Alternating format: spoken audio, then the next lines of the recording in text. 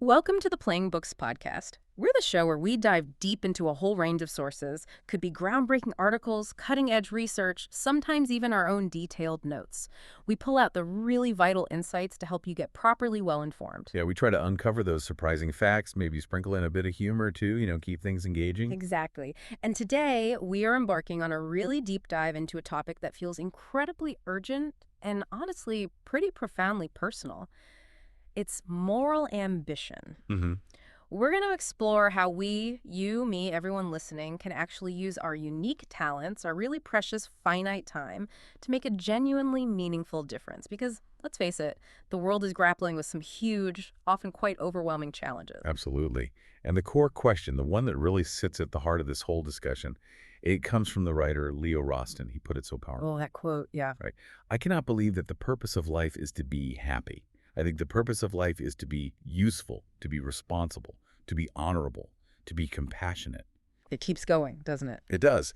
It is, above all, to matter, to count, to stand for something, to have it make some difference that you lived at all. Wow. It really sets the stage, doesn't it? It gives us that philosophical foundation for everything we're about to get into. It really pushes us past just being content. Towards something much bigger. Yeah. So the central concept we're digging into today, based on all the material we've processed for you, is this idea of moral ambition. And the definition we're working with is pretty potent. It's the will to make the world a wildly better place. Wildly better. I like that. Yeah. To devote your working life to the great challenges of our time, whether that's climate change or corruption, gross inequality, or the next pandemic. And this isn't just some abstract, lofty ideal, is it? You have to think about it really clearly. You get one life. Just one? And a full-time career, just the career part, takes up something like 80,000 hours, roughly. It's a staggering amount of time when you actually stop and think about it. Uh-huh. It really is. And how you choose to spend that massive chunk of your existence, well, the material argues it's one of the most critical moral decisions you'll ever make. No pressure then. Right. Right. But seriously, we're going to challenge some really deep-seated conventional ideas about what success looks like, what impact actually means. And I promise you, some of the insights we're about to unpack are genuinely thought-provoking, maybe even quite shocking for some folks. Definitely challenging. So let's start this deep dive. Let's properly get into it. It's such a crucial starting point, isn't it? For anyone who really wants to engage meaningfully with the big problems in the world, we often get bogged down in the practicalities, making a living. Sure, the day-to-day stuff. But the deeper question, the one that really should guide our choices, is how do you build a life that genuinely matters? And what we're going to find today is that for a frankly disheartening number of people, even really talented, ambitious people, their efforts are, well, often either wasted or seriously misdirected. Which starts with a pretty uncomfortable truth, maybe even a confronting one, about career choices today. Mm-hmm. The material we looked at points to this stark reality. Lots of impressive, high-paying jobs. They don't just contribute little to society. Sometimes they might even actively cause harm. It's a tough pill to swallow, but yeah. It's something we absolutely have to confront if we're serious about using our lives to make a real difference. Exactly. And we can kind of break this down into a couple of broad categories. First up, you've got what the source calls useless jobs. Right. These are roles where, honestly, if everyone doing them just decided to go on strike tomorrow, The world would probably be okay. the world would be just fine. Yeah. Think about a lot of marketeers, lobbyists, certain kinds of managers, many consultants, corporate lawyers, that kind of thing. There's that quote in the book from the ex-Facebook guy. Oh, yeah. Chilling. The best minds of my generation are thinking about how to make people click ads. Oof. That really hits home. It does. And this isn't a small issue. There's actually a pretty striking correlation that pops up in the research. A Swiss study, mentioned in our source, clearly shows this link between how high the pay is in an industry and how immoral that industry is perceived to be by the public. Wow. So more money often means people think it's less ethical. The data strongly suggests that, yeah. Yeah. The more lucrative a field, the higher the chance it's seen as, at best unproductive or maybe even actively harmful. Difficult truth. Okay, so that's category one, the useless jobs. But then things get considerably darker when we move to category two. Right. What the source material labels harmful jobs, sometimes called sin industries, which is pretty provocative. Yeah, it grabs your attention. Here you find things like Accountants who specialize in helping the super rich avoid taxes. Or marketers pushing addictive medications. Brokers selling really dodgy financial products, often to vulnerable people. Gambling, big tobacco, Yeah, that kind of stuff. exactly. And these jobs, as the book points out, often get a lick of PR paint. Right, the glossy veneer. Carefully crafted campaigns to kind of sanitize what they really do, make them seem okay, maybe even beneficial. It's all about obscuring the actual societal cost. And for some people in these categories, maybe they're not driven by that deep moral ambition, maybe not super idealistic. There's this other path emerging, right? This escape path. Yeah, the financial independence route, Yeah. this trend of aggressively piling up passive income, real estate, stocks, maybe crypto, Sure.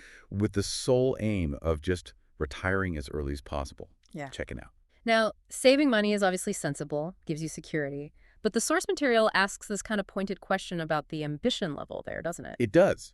Is the ultimate goal just to opt out of the whole system as fast as you can, Hmm. to disengage from all its messy problems, rather than actually trying to engage and contribute to fixing them? It raises a really fundamental question about why you're accumulating wealth in the first place. What's the point? Exactly. And it really highlights what can only be described as a colossal waste of incredible talent. The statistics are genuinely quite alarming when you look at them. Like that poll from the Netherlands, 40% of high achievers, top students, aiming for firms like McKinsey.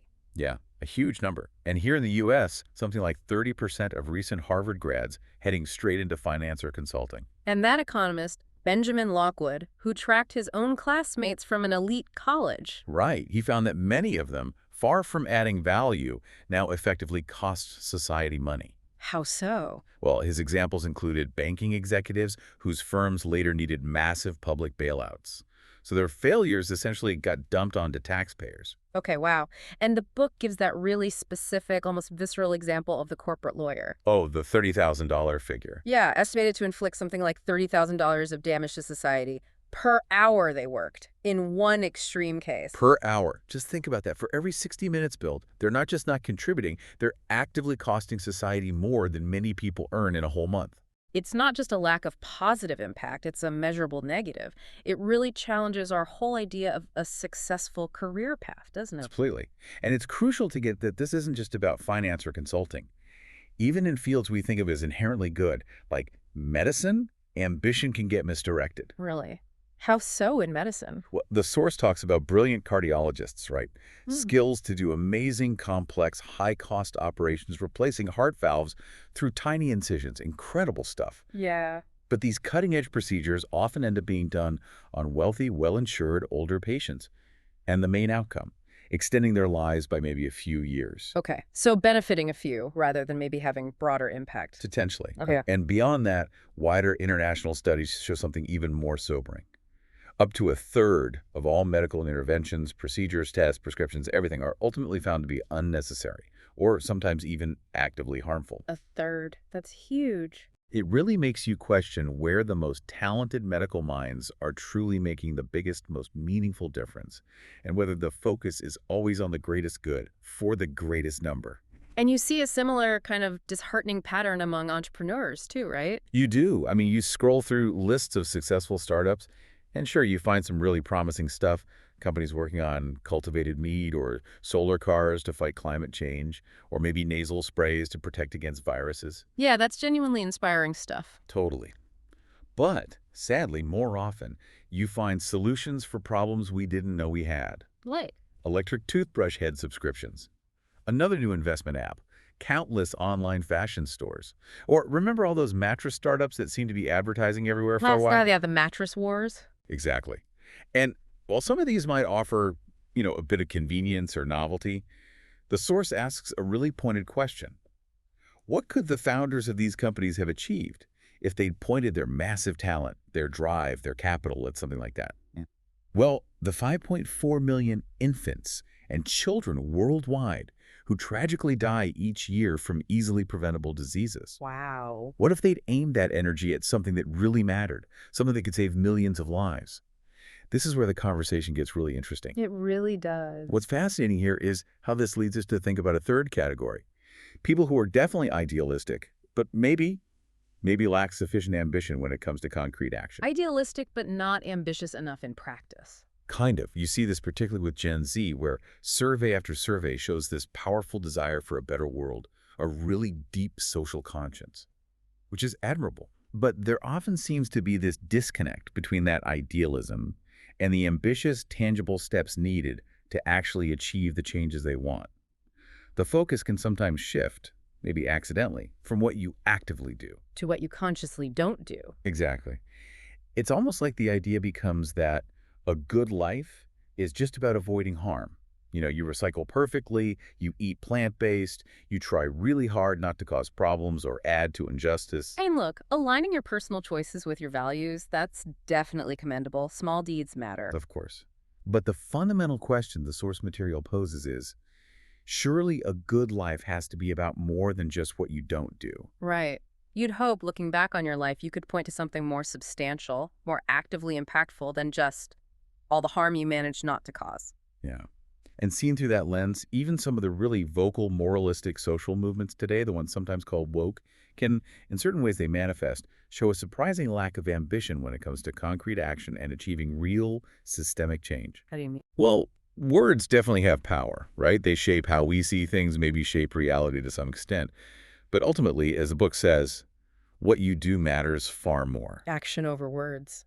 Pretty much. Yeah. And if you look at the tangible, concrete successes of some modern activist approaches, the results can, sadly, seem quite meager sometimes. Like what?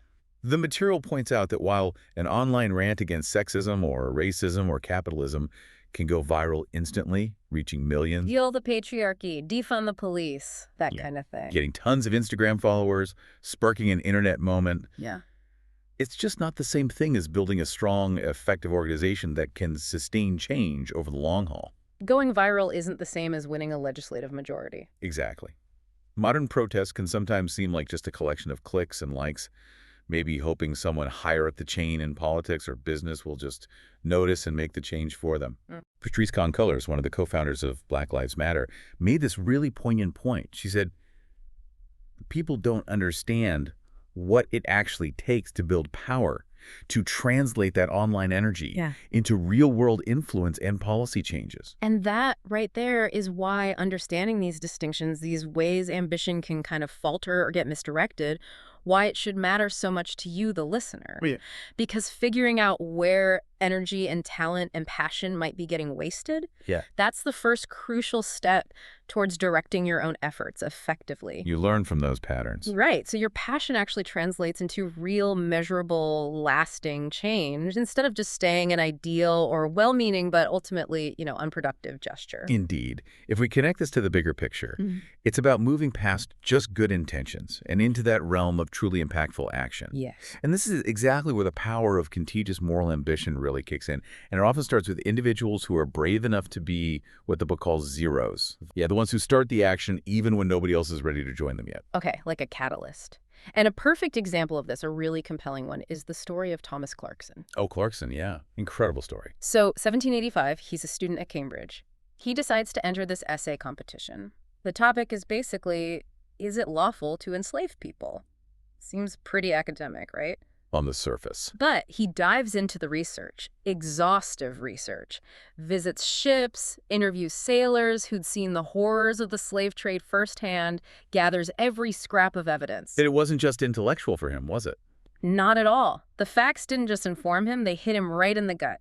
He wrote later, "In the daytime I was uneasy. In the night I had little rest. I sometimes never closed my eyelids for grief." Wow. The personal toll was immense. Totally dedicated. He kept a candle by his bed so he wouldn't lose any middle-of-the-night ideas because the cause was too great. Incredible focus. And after weeks of this intense work, his essay comes to this powerful conclusion. Slavery was, contrary to reason, justice, nature, the principles of law and government, and the revealed voice of God. Unequivocal. And he won the prize, right? First place. Right. But way more importantly, he found his life's purpose in that moment. And it's so vital to remember the context back then. The idea of abolishing slavery across the British Empire. It was almost unthinkable. Deeply entrenched, huge economic interests. Centuries of tradition, yeah. There had been, isolated protests, resistance by enslaved people themselves, absolutely. But nobody had ever managed to overthrow such a massive global institution. So Clarkson, in that moment of realization, he must have felt utterly alone. Completely. He was, in that language of collective action, a perfect zero. Someone who didn't need anyone else to tell him what to do, didn't need allies yet. He just stood up and initiated action against this colossal injustice. He was the spark. It really makes you stop and contrast his state of mind with, say, the happiest brain on earth that the book mentions in the prologue. Ugh. The Buddhist monk with the high gamma waves, deep calm. Exactly. Total contentment. Now, if neurologists could have scanned Clarkson's brain during that period, Huh. It probably would have looked very different. the book colorfully says they'd have seen hideous gray matter and a surge of negative energy buzzing with distress, anguish, just profound moral outrage. He wasn't exactly practicing mindfulness. Not seeking inner peace? No. And look, self-care is important. We need people working for change to be sustainable, not burn out. Of course. Nobody benefits from collapse. But Clarkson's exhaustion, his sleeplessness, his grief, it wasn't coming from, scrolling through never-ending spreadsheets or fighting office politics. No, it was the direct result of engaging in this incredibly meaningful existential fight for justice. He wrote about the great honor and glory of his life being in that struggle. Which really does raise that question for us, for you listening. What's the great honor and glory of your life? What meaningful struggle are you willing to fully throw yourself into, maybe even at personal cost? Heavy stuff. It is. And it leads us to this really fascinating, widely applicable idea. The Pareto principle, the 80-20 rule. Ah, yes, Corretto and his peas. Exactly. Vilfredo Pareto, Italian economist, avid gardener. 1906, he notices roughly 80% of the peas in his garden came from just 20% of the pods. And this isn't just about peas, right? Not at all. It applies everywhere. Think about it. A small percentage of top athletes score most of the points. A handful of hit songs dominate the charts. A disproportionately small number of wars cause the most casualties. It's this ancient, pervasive statistical pattern. Influence, outcomes, they're rarely spread evenly. Most people are just busy living their lives. Impact isn't uniform. Precisely. So what does this actually mean for us for trying to make a difference? Margaret Mead had that famous quote. Never doubt that a small group of thoughtful, committed citizens can change the world. Indeed, it's the only thing that ever has. Which sounds optimistic, right? It does. But the reality, according to the research in our source, is even more extreme than that. If you lined up everyone in the world by their influence level, it wouldn't be a gentle curve. It would look like what they call a power law curve. Which looks like... Basically a flat plane that suddenly shoots up into one incredibly tall single peak. So the most influential people aren't just like twice as influential. No. They're exponentially more so. Hundreds, thousands, maybe even millions of times more influential than the average person. On the far left, the masses with very little individual influence. On the far right, that tiny minority wielding immense, disproportionate power. Okay. So the implication is that even a small shift in how a few key people operate could trigger massive cascading changes. That's the idea. It suggests monumental shifts are possible from relatively small initial changes at the right points. This raises a really important question then. How do these zeros, these initial catalysts like Clarkson, how do they emerge? And how does their influence actually spread to create that massive ripple effect? Well, the Ollinger's research on Holocaust rescuers gives us some crucial clues here. What did they find? They found that having an altruistic personality, as you might expect, didn't actually predict who would take action. Rescuers came from everywhere: shy, self-assured, rich, poor. So it wasn't just about being a good person. Not solely. What did matter consistently was a strong sense of self-confidence, often nurtured early on by parents who encouraged independent thinking and action. Okay, confidence matters. But the most crucial finding, a massive verge. 96% of people who were asked to help said yes. 96%. Just being asked was the key. The ask was the turning point. And crucially, people who were asked often went on to ask others. It created this powerful, self-replicating, almost viral spread, expanding the network of resistance and help exponentially. So you get these super spreaders of moral action. Exactly, like Arnold Dow's, who personally asked hundreds of people to act during the Holocaust. And many of these key super spreaders were trusted community figures, ministers, teachers, local leaders. People others looked up to. Right. The Olliners found 2/3 of resistance heroes were initially brought into the work by these trusted figures. Very few just decided to hide someone entirely on their own, without any prompting. And this ask and super spreader idea helps explain why revolutions or movements can sometimes gain momentum so incredibly fast. Precisely. Because everyone has their own threshold to act. You've got the zeros, like DAOs, ready to go regardless. Then the ones who just need one person to lead the way. The twos need a couple of allies. Right. And then you have the millions who only join when half the country's already in the streets. The spark from a zero can set off a chain reaction, systematically lowering the threshold for everyone else to jump in. It's like knocking down dominoes. Kind of, yeah. Mm. And this infection of belief, of action, it isn't just in social movements. It was a huge factor in the Industrial Revolution, too. How so? Researchers looked at over 1,400 British inventors from the 18th and 19th centuries. They found that major innovation often happened after someone was directly inspired by another inventor. Maybe a coworker, a teacher, a friend. So it wasn't just about sharing blueprints. Less about the specific idea, more about transmitting a certain way of looking at the world. An attitude of possibility, of progress. Once you caught that bug, you'd often pass it on, creating this accelerating wave of invention. And what's really striking is how often it starts incredibly small, almost insignificantly. Absolutely. Georgie Voss, who, with her husband, saved 36 Jewish people during World War II, she put it beautifully. You don't just get up one morning and say, no, I'm going to hide Jewish people. It's something that grows. It builds gradually. Yeah. Many rescuers, once they took that first terrifying step, went way beyond what they initially thought they could handle. The crucial thing was just starting. Once you start, it's hard to stop. Generally, yes. Only 3% of those interviewed helped for less than a month. Most helped for over 2 years. And an incredible 65% helped more than 5 Jews survive. Even someone as monumental as Martin Luther King Jr. admitted after the Montgomery bus boycott. He said if anyone had asked him just a year before to lead something like that, he would have run a mile to get away from it. Really? Even him? Even him. It just shows that moral ambition, once it's lit, even by a tiny spark, can become this incredibly powerful, self-fueling force that grows way beyond anyone's initial expectations. Okay. When we think about activism, the image that usually comes to mind is, passionate people marching, protesting, giving fiery speeches. Sure, the visible stuff. But what if that's not really your style? What if you have that deep desire to fight for a better world, but your strengths are elsewhere?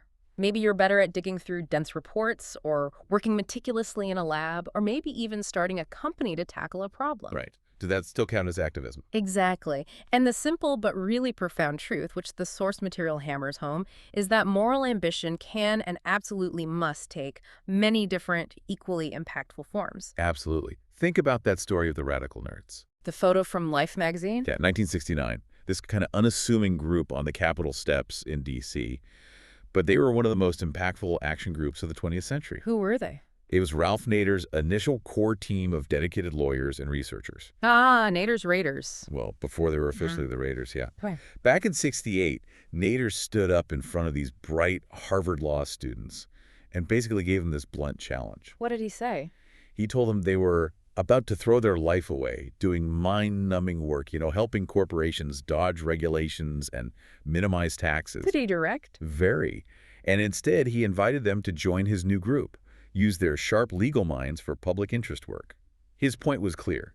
Making the world better needs all kinds of skill. Not just protesters. Exactly. If you actually enjoy detailed statistical analysis, or you're good at dissecting obscure legal codes and finding loopholes, you can be an incredibly powerful activist. So movements need more than just passion. They need hard skills. Definitely. Too many movements have plenty of daring do, plenty of protest, but they lack those hard, specialized skills. It's often the nerds and the hair splitters, the meticulous, detail-oriented folks who end up making the real tangible difference. Which brings us to Peter Thiel's rather provocative statement. Ah, yeah, Thiel. The venture capitalist, PayPal co-founder, definitely knows how to build driven groups. What did he say again? If you want to change the world, you'd do better to join a cult or start your own. Whoa! Okay, unpack that. He's not actually advocating for cults, right? No, not in the dangerous sense. He defines cult traits in this context as like total devotion to a single mission. Very little time or energy for an outside life. Think intense startup focus or a groundbreaking science team. Okay, that intense shared purpose. Right. And he contrasts that sharply with big consulting firms Deloitte, Accenture, which he kind of dismisses as full of highly talented individuals who don't know what to do with themselves. Ouch. His view is they just bounce from client to client without that deep, shared, single mission to really galvanize their collective power. And if you look back through history, there are examples of groups that kind of fit that cult-like intensity description, driving major change. Definitely. Maybe not literal cults, but groups with that intense devotion and shared purpose. The Pythagorean theorem, that fundamental piece of geometry, Yeah. comes to us thanks to an ascetic sect of Greek vegetarians back in the 6th century BCE. A group bound by strict rules, shared pursuit of knowledge. Okay, interesting. Any others? Well, maybe one of the most historically significant examples is the Quakers. Right. Relatively small group, but huge impact. Tiny numbers, yeah. Yeah. Only about 1% of Britain's population around 1660. But the world would look incredibly different without these often mocked, weird Christians. They had some pretty eccentric practices early on, didn't they? Oh, yeah. Stuff many people found bizarre, even scandalous, literally streaking naked through churches, burning Bibles in public squares. They got called Quakers because they physically trembled during prayers.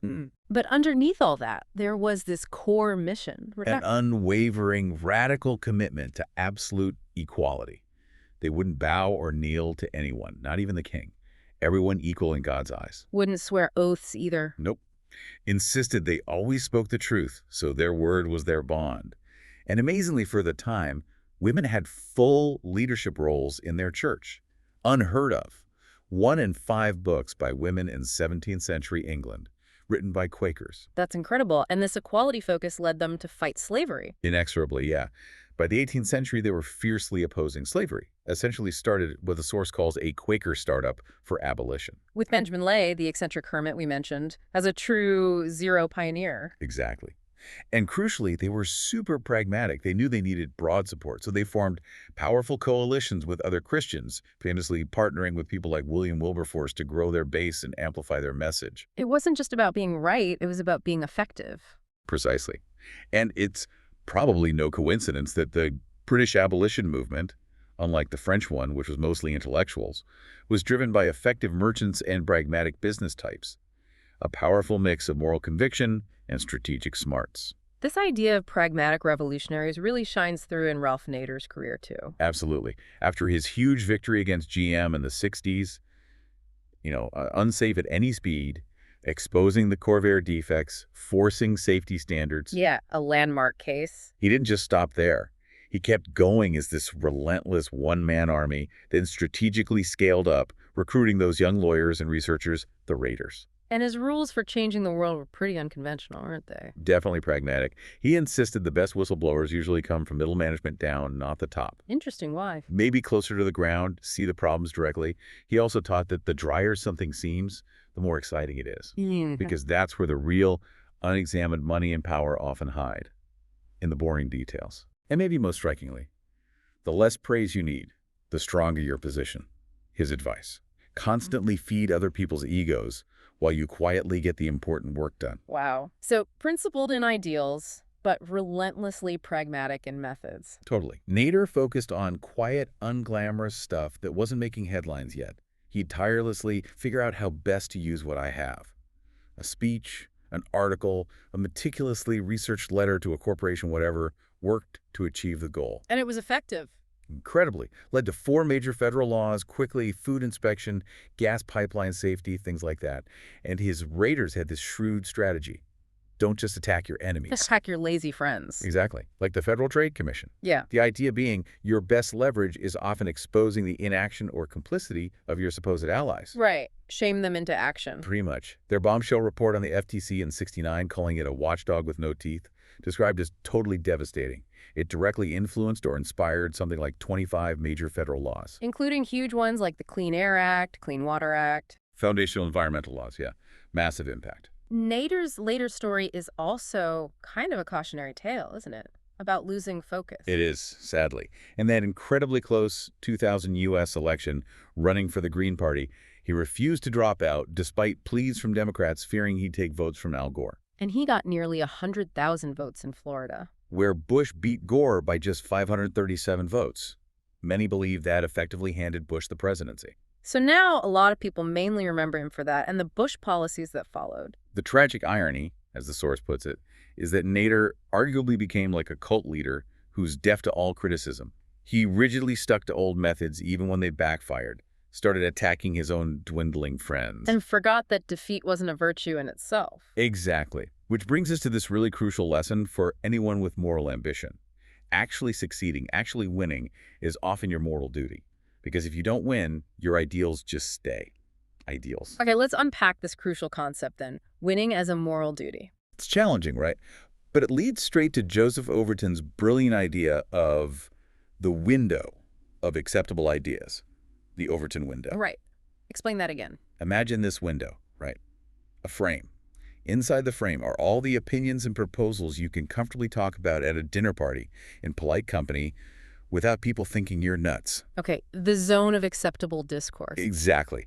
Anything outside that frame gets dismissed, radical, silly, just out of bounds. And Overton's key insight was that changing the world isn't necessarily about shouting from the fringes all the time. It's about shifting the window itself. Subtly, strategically shifting the whole window, expanding what society finds acceptable, even desirable. Now, a lot of activists think this means constantly pushing the absolute limits, being deliberately unreasonable, trying to stretch what's acceptable. Be radical to pull the center your way. That's the theory. But the uncomfortable truth, historically, is that most mavericks, most uncompromising idealists, they don't actually make much of a dent. Most nuts on a mission, as the book puts it, spend their lives shouting from the sidelines.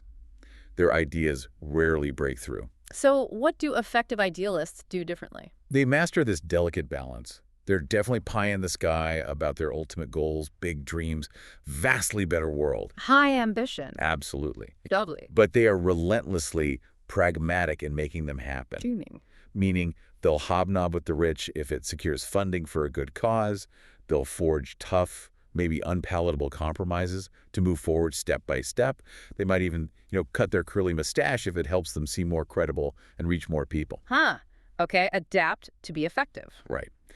In any successful movement, you need all sorts of roles playing together. Yeah. The intellectual articulating the vision, the influencer mobilizing people, the networkers building bridges, the agitator shaking things up, the meticulous bureaucrat managing details, the entrepreneur innovating solutions. All essential parts of the ecosystem. Totally.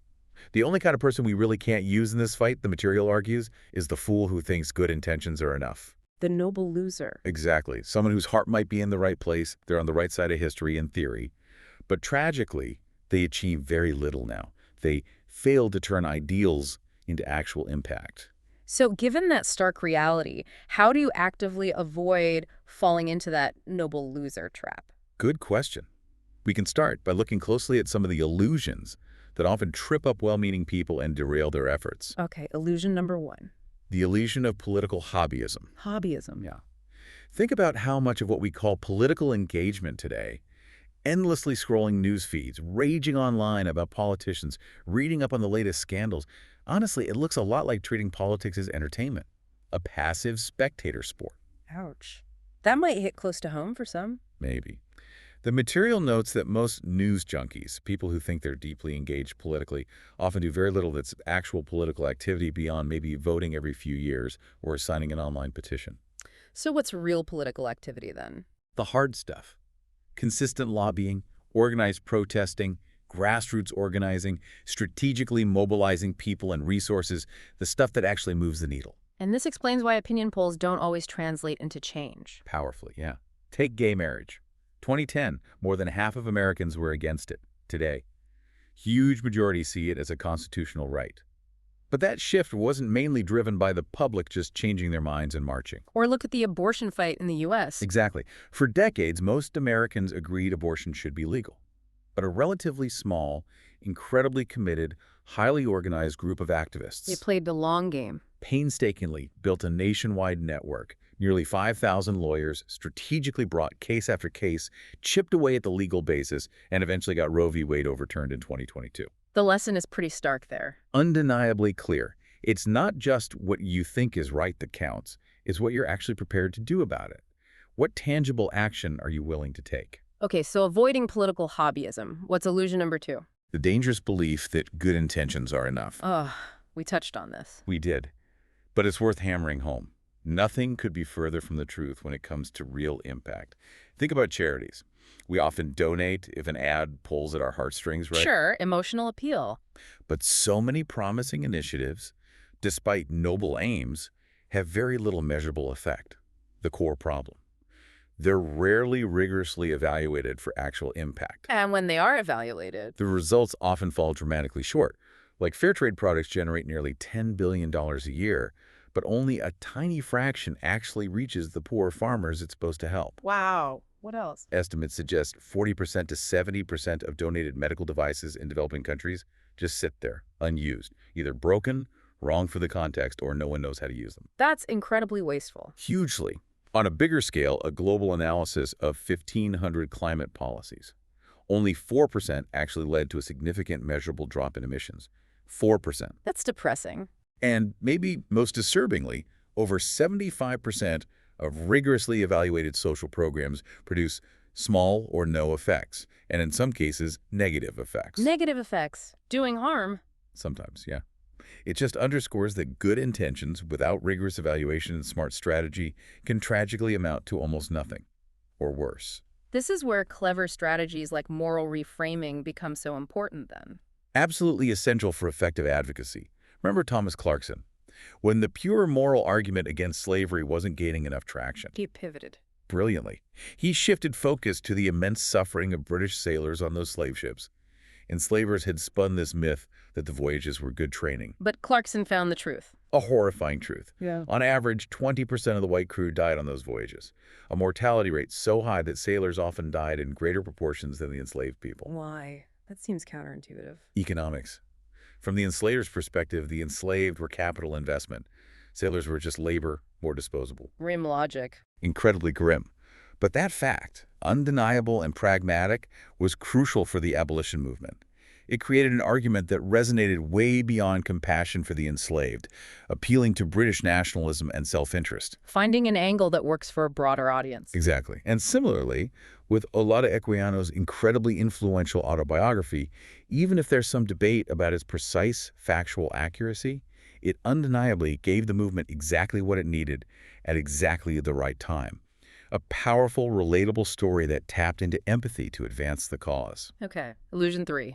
The illusion of purity. Purity. Yeah. If you're serious about changing the world, sooner or later you will face the uncomfortable reality of working with people who seem less committed or whose ideals don't perfectly match yours. The messy business of coalition building. Certainly. What the noble losers forget is that pretty much every successful social and political coalition in history has basically been a pact among people who disagree on any number of things. Like the abolitionists, Quakers partnering with evangelicals like Wilberforce. Perfect example. Wilberforce even tried to seem less devout publicly to attract more allies. Or a century later, the British suffragettes fighting for the vote, they skillfully united this incredibly diverse coalition. Who is in that? Everyone from fishwives to aristocrats, mill girls to Indian princesses, all united by that single overriding goal, get the vote. So focus on the common goal, even with disagreements elsewhere. Exactly. Yeah. But in some contemporary progressive movements, the concept of intersectionality, which is a really important insight about overlapping discrimination, Yeah.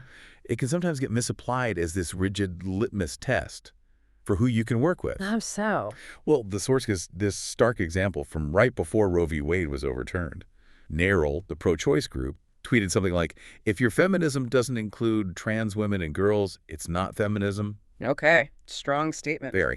And while maybe rooted in a desire for moral consistency, that kind of uncompromising all-or-nothing stance can unfortunately alienate tons of potential allies who agree on abortion rights but maybe have different views on other complex issues. And the result? The dire consequence is often a movement that's 100% pure, ideologically, but tragically, 0% effective at achieving its goals. Infighting becomes the focus. Sadly, yes. The Intercept reported in 2022 that loads of progressive groups in the U.S. had basically ceased to function because of debilitating internal disputes. Activists spending more time canceling each other over minor ideological points than fighting their actual opponents. So much energy wasted internally. Tragically wasted, Oh. severely impacting their ability to get anything done. Okay, that brings us to the fourth illusion. The synergy illusion, as economist Albert Hirschman called it. Synergy illusion. Hirschman noticed that idealists, especially those with big visions, often get caught up in this seductive idea that all good things go together. Like everything has to be solved at once. Kind of. Progressives, he said, are eternally convinced that all good things go together. Take climate activists, for example. Yeah. Passionate about the climate crisis? Rightly so. But sometimes they embrace this belief that we can only beat climate change if we simultaneously fix every other societal problem. Affordable health care, free schools, universal child care, basic income, reparations for colonialism, maybe even dismantling capitalism entirely. Oh, then like 10 years. Right. It can quickly become this all-or-nothing utopia or the apocalypse mindset, where achieving a perfect world becomes the prerequisite for any action at all. And the danger there. Is especially acute when time is short, when the planet's warming fast, when urgent action is desperately needed. Insisting on fixing everything first can mean that even when you shoot for the moon with your grand vision. You don't even get off the ground. Exactly. Because the sheer weight of demands makes progress impossible. Dreaming big is important, yes. But focusing on the big picture shouldn't mean insisting on solving every single problem simultaneously before you can make progress on the most urgent ones. Pragmatism demands you prioritize. So when we look at modern protests, Occupy, women's marches, BLM, huge, undeniable surges of activity. Absolutely. Historic, awe-inspiring moments woke up millions of people. But the concrete results in terms of new laws, new rights secured, often pretty meager, as the source puts it. Yeah, that's the argument Zeynep Tufekci, the sociologist, makes. She suggests that in the past, a really big, impactful march was usually the end point, the culmination of years of hard, long-term organizing. The exclamation mark at the end of the sentence. Right, whereas today's protests are often more impulse-driven, a spontaneous surge of outrage after an event. Compare that to, say, the Montgomery bus boycott in 1955. Totally different. No email, no cell phones. Organizers had to painstakingly mimeograph 35,000 flyers. 35,000. Hand distribute every single one. Yeah. Meticulously coordinate this complex city-wide carpool network to keep the boycott going for 381 days. An incredible logistical feat. Absolutely. The magic, Tufekci argues, wasn't just the number of people. It was the long, disciplined, often tedious, mostly invisible work behind it all. So these aren't reasons to give up on activism. Not at all. Not reasons to despair or get cynical. They're crucial lessons to learn. Understanding these illusions helps us move way beyond just good intentions, towards actual, measurable, sustainable impact. So reflecting on all these illusions, what does this all mean? What's the core takeaway? What it all means, really, is that true moral ambition isn't about feeling guilty all the time or striving for some impossible perfection. Okay. It's fundamentally about embracing a deep sense of purpose, relentlessly chasing tangible, measurable impact, and understanding the huge power of collaboration, even with people you don't see eye to eye with on everything. It's about recognizing the opportunity you have. The immense opportunity you have as an individual to actually contribute meaningfully to the world's biggest problems. Which leads us perfectly into effective altruism and this idea of radical prioritization. Right, using data to guide moral choices. Exactly, a movement really trying to quantify impact. And the philosopher Peter Singer was key here, wasn't he? With his 1971 article, Famine, Affluence, and Morality. Absolutely seminal piece. He introduced that incredibly powerful, simple thought experiment. The drowning toddler. Right, you're walking past a shallow pond, you see a toddler drowning. Most people, Singer argued, would instinctively jump in and save the child, even if it meant ruining their expensive clothes in the mud. Yeah, you wouldn't hesitate. So Singer extends that moral logic to global poverty. Mm. If you live in a rich country and you sometimes, throw food out, buy fancy coffee, buy clothes you rarely wear, then relatively speaking, by global standards, you're stinking rich. That's a confronting phrase. It is. But his point is, if you are relatively rich, aren't you, in a sense, letting children drown by not donating effectively to causes that could save their lives? Oof, that's a heavy implication. It is. And he notes the global income distribution isn't a gentle curve. It's that dramatic hockey stick shape. Explain that again. Imagine a graph. The income line just crawls along the bottom for most of humanity. That's the long, flat blade of the hockey stick. Then suddenly, it shoots almost vertically upwards for the top 10%. A massive concentration of wealth. We often don't realize just how privileged we are in that global picture. Exactly. And this realization really hit Toby Ord, right? The young philosopher back in 2009. Yeah, it was a huge catalyst for him. He was frustrated with academic philosophy, felt it focused too much on squabbles instead of important issues. So what did he do? He calculated his potential lifetime earnings, about £1.5 million. Figured after living expenses, he'd have maybe £1 million he could donate. Okay. But his key insight was he could make an exponentially bigger difference if he rigorously prioritized where he donated that money. Not all charities are equally effective. Not even close. He started finding these shocking disparities. For the same amount of money, a site-saving operation in a developing country could help 500 times more people than donating to, say, guide dogs for the blind. 500 times difference. Huge. And it's an uncomfortable truth, but essential. The best charities, the ones that really measure their impact, are often 50 times more effective than the median charity, and maybe 10,000 times more effective than the worst ones. Wow. That power law again. 80% of results from 20% of effort. Exactly. So if your goal is to do the absolute most good with your resources, time, or money, why wouldn't you focus intensely on where you get the biggest, most verifiable bang for your buck? It makes logical sense. And GiveWell, the charity evaluator, they put a number on saving a life. Yeah, GiveWell, known for its rigorous approach, estimates saving one child's life via the Against Malaria Foundation costs about $5,000.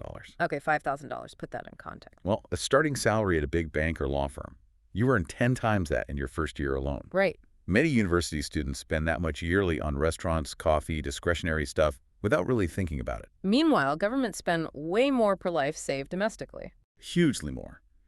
The U.S. government might spend up to $12.5 million per life saved through things like hurricane levies or building reinforcements. So in a world where 14,000 kids die daily from preventable causes, we're basically in a constant global emergency. That's the argument.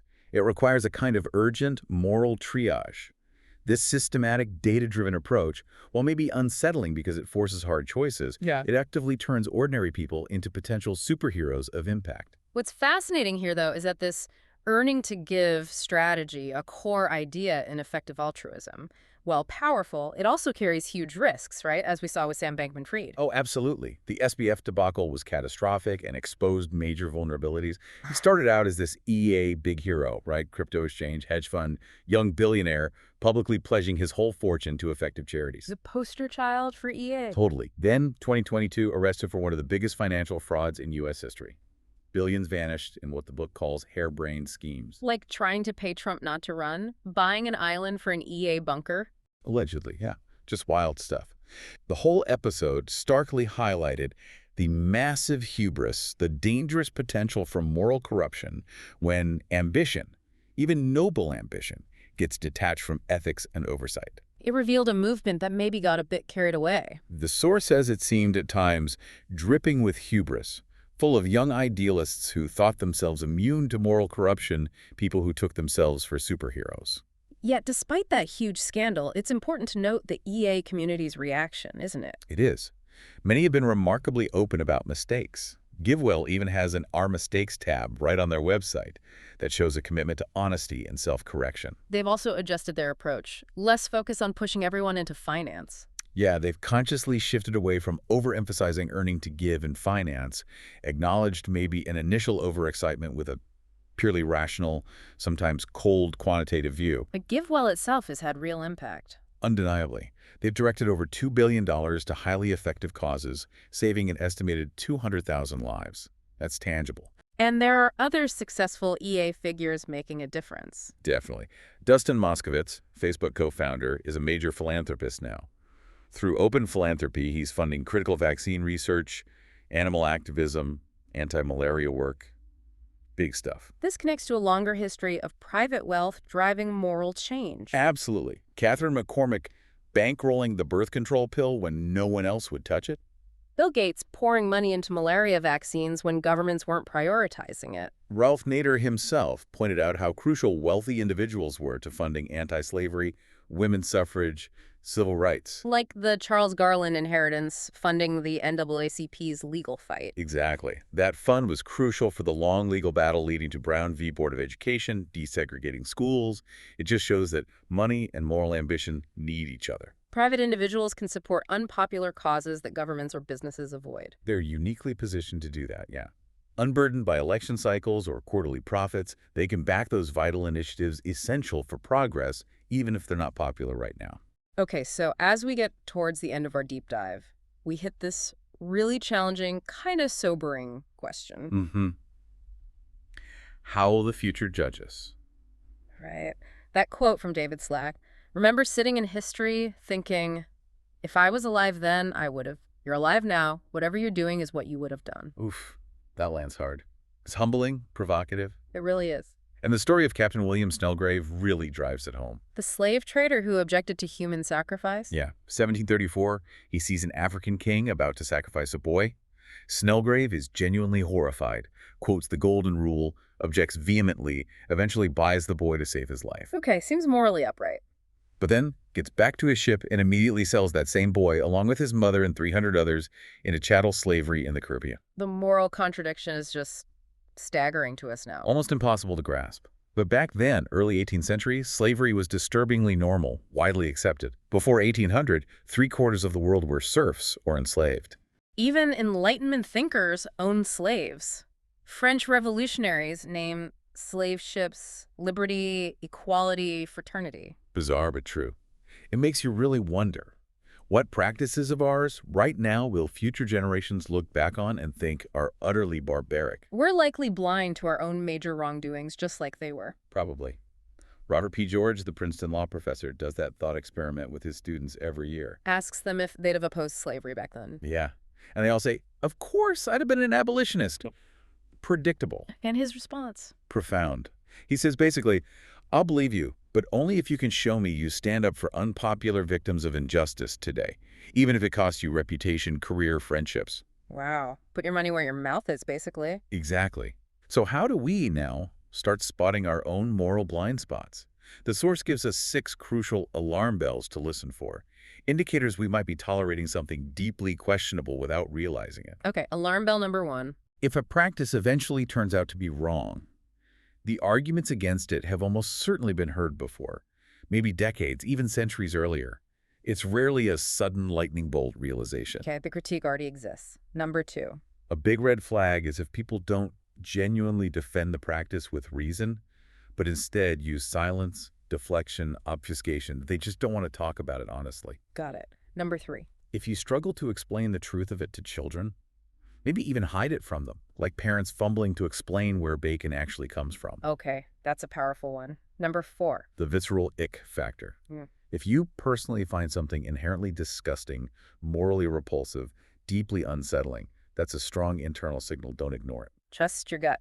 Number 5. If people outside the practice or industry are consistently horrified or repulsed by it, that shows a major disconnect in moral perception between insiders and outsiders. Right. And the last one, number 6. If you think you already know the definitive answer, if you're overconfident in your own moral clarity and just dismiss opposing views without real consideration, that very overconfidence can be a huge sign of a blind spot. Okay, those are 6 powerful warning signs. So, with those ringing in our ears, what current practices might future generations judge us harshly for?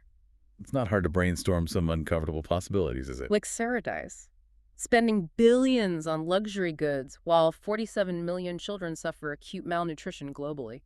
Is that morally sound? Or doing so little, investing so minimally to tackle existential threats like pandemics and climate change, basically gambling with humanity's entire future. Is our current way of punishing criminals going to seem barbaric? Will retribution itself seem wrong? Maybe. Or perhaps most starkly. Hmm. We read cute storybooks to kids about happy farm animals. While the average Westerner eats half their body weight each year in animals raised in factory farms, often in horrific conditions. That last one, how we treat animals, especially in industrial agriculture, seems to hit all 6 alarm bells pretty hard. Let's run through them. Alarm bell 1. Arguments against animal exploitation are ancient, right? Pythagoras, Tolstoy, modern animal rights movement since the 70s. Definitely not new arguments. Yeah. The scale is staggering, too. 200 million land animals slaughtered daily, 80 billion a year. Livestock outweigh wild mammals 15 to 1. Broiler chicken bones might literally define our geological era. Alarm bell 2. Defended with PR paint. Happy chicken ads. Classic obfuscation. Check. Alarm bell 3. Hiding truth from kids. People not knowing basic dairy facts, calves taken away, cows needing pregnancy for milk. Big check. Studies show nearly half of Americans would want slaughterhouses banned if they knew how they worked. And kids naturally grant animals higher moral status, think hot dogs or plants. Alarm bell 5. Outsiders horrified. Parents giving vague answers about meat. That video, I won't eat animals, showing kids immediate revulsion. Check. Alarm bell 4. The ick factor. Anthony Bourdain calling slaughterhouses unambiguously ghastly. Definitely an ick factor for many. Check. So yeah, factory farming seems to tick all the boxes. It really does. Which brings us to that idea of radical foresight. Individuals like Andres Jimenez Zorrilla studying shrimp sentience, Shrimp sentience, really? gathering compelling evidence they might experience suffering reactions to harm, painkillers. If that's accepted, and you think about the 300, 400 billion shrimp farmed and killed yearly. That exposes a potentially massive, unrecognized wrong. Exactly. Making Zorrilla maybe a true zero, a modern Benjamin Lay, pushing us to radically expand our moral circle again. But hang on, let's not get complacent. That comforting idea, the arc of history bends toward justice. It's largely an illusion, isn't it? Sadly, yeah. History doesn't do things. People do things. Moral progress isn't inevitable. It needs sustained action, clever reframing, hard coalition building, often with unlikely allies. Like Leah Garces, the animal activist who befriended chicken farmers. Incredible story. She realized many farmers dislike the industry too. Befriended Craig Watts, who'd called activists eco-terrorists. He let her film his horrific barns. Video went viral, exposed Purdue. And later the CEO of Purdue asked her for help improving welfare. Amazingly, yes. Jim Purdue reached out. It just shows the power of pragmatism, empathy, strategic collaboration, even with former adversaries, to drive real change from within. Okay, this quantitative view of history also shows our massive destructive impact, right? Alongside progress. Oh yeah. Last 300 years, we've pumped over 100 million tons of carbon into the air daily, dumped thousands of tons of plastic in oceans, cleared huge forests. Half of habitable land used for agriculture, mostly meat and dairy. Yep. And we're facing this crazy short time span, just decades, to hit net zero by 2050.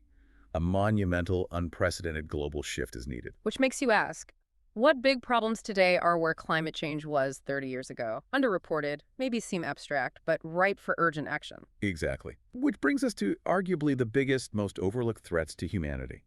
The challenges future historians will hopefully be proud we tackled. Beyond climate change, the source highlights 3 other huge existential dangers that get way less attention and funding than they deserve. Right. First, nuclear weapons. Over 3,000 warheads ready to go right now. The doomsday clock is at 90 seconds to midnight, the closest ever. And the odds of nuclear war aren't zero. Experts estimate 1 to 2% in any given year, and that risk compounds terrifyingly over time. Remember, the U.S. kept building the bomb even when they knew Germany wasn't, because the science was technically sweet, according to Oppenheimer. The allure of discovery trumped caution. But people are still working on this, like Andy Weber, the diplomat. Yeah, individuals choosing this over Wall Street, dedicating lives to disarmament, working in places like Kazakhstan to reduce stockpiles, heroes. Okay, threat number 2. Artificial intelligence. No single Manhattan project here, but multiple commercial labs racing flat out to build the most powerful AI, often without enough safeguards. And Jeffrey Hinton, an AI pioneer, is worried. Deeply concerned it could be used to terrorize people. Amidst the prospect of a discovery is too sweet for researchers to slow down. The momentum is huge. And threat number 3, maybe the scariest. Lab-escape pathogens. Biological advances mean weaponizable, custom viruses are getting alarmingly cheaper, easier to make. The smallpox genome is online. Canadian researchers synthesized horsepox for $100. Yeah, showed it could be done relatively easily. Imagine Ebola's lethality with measles contagiousness. Experts say it would be civilization ending. Yet regulation is incredibly weak. Shockingly lax. Over 90% of countries lack adequate rules for this research. There were 71 reported dangerous pathogen escapes from labs between 1976 and 2016 alone. And the A.M. Jim Shinrikyo cult tried biological attacks. A chilling real-world reminder of the danger in the wrong hands and how unprepared we are. And what's truly absurd, utterly damning, is how little we invest in safety for these huge threats. Ridiculously low. The whole world spends only about $1 billion a year researching emerging infectious diseases. Which is like the cost of U.S. teeth whitening annually. Roughly, yeah. The Biological Weapons Convention, this crucial treaty, 4 employees. Budget smaller than a McDonald's franchise. It's madness. We've launched ourselves into this advanced future without buckling our seatbelts. Or even installing proper safety systems. Which is why we desperately need that moonshot thinking the book talks about, like the Apollo program. Exactly. Jesse Panu, the doctor who switched to biodefense, inspired by JFK's 1962 Apollo speech. Kennedy's challenge. We choose to go to the moon, not because they are easy, but because they are hard. When you go, that goal will serve to organize and measure the best of our energies and skills. Pinu and others in this Apollo program for biodefense believe with that kind of focused effort, we could protect ourselves from all 26 virus families that threaten us. Maybe wipe out the flu, prevent future pandemics within decades. So Kennedy's moonshot wasn't just about space. It was a metaphor for tackling huge, seemingly impossible goals. Exactly. And today, arguably, we need new Apollo programs. Ambitious, funded, global efforts. To end poverty, stop human trafficking, eradicate malaria, eliminate lead poisoning, halt global warming, wipe out the deadliest pathogens. All of the above. Your responsibility, our responsibility. It's immense. It's to protect this flickering little light, a living planet, this miracle of consciousness in a vast, seemingly lifeless universe. So pulling all these powerful insights together, what's the final takeaway, the core message? What it all really means, I think, is that moral ambition isn't about being crushed by guilt or chasing some paralyzing perfection. Yay. It's about embracing a deep sense of purpose, consistently seeking real, verifiable impact, understanding the huge power of collaboration, even with imperfect allies. It's about seeing the opportunity you have. The immense, unique opportunity you have living right now to make a significant, positive contribution to the world's biggest challenges. Remember, awareness and good intentions, not the same as change. Not at all. And as we've seen, history doesn't do things. People do things. Your choices, your actions, they're not isolated, they're contagious, they can ripple out, influence dozens, hundreds, maybe millions of others to act too. That potential's huge. So we really challenge you, listening now, think deeply about the great honor and glory of your own life. How can you apply your unique talents, your passions, your invaluable time to the world's most pressing problems? What will future generations say about what you did? What are you doing now that will make them proud? Let these ideas really enhance your life, inspire meaningful action. Absolutely. And if you are as intrigued by all this as we are and you want to dive even deeper, we strongly recommend getting a copy of the book this whole deep dive was based on, Moral Ambition. Stop wasting your talent and start making a difference. It's a fantastic read, really lays it all out in detail. You can learn more about the author, Rutger Bregman, and actually engage with him on social media. He's at Rutger Bregman on various platforms. And check out his website, rutgerbregman.com, for more of his work. Definitely worth following his thoughts. We also really encourage you to share this deep dive with others, friends, family, colleagues, anyone you think might benefit from these insights. Spread the word. And of course, please remember to follow and subscribe to the Playing Books podcast wherever you get your audio. That way, you won't miss any of our future deep dives. Thank you so much for joining us today on this exploration of moral ambition. Yeah, thanks for listening.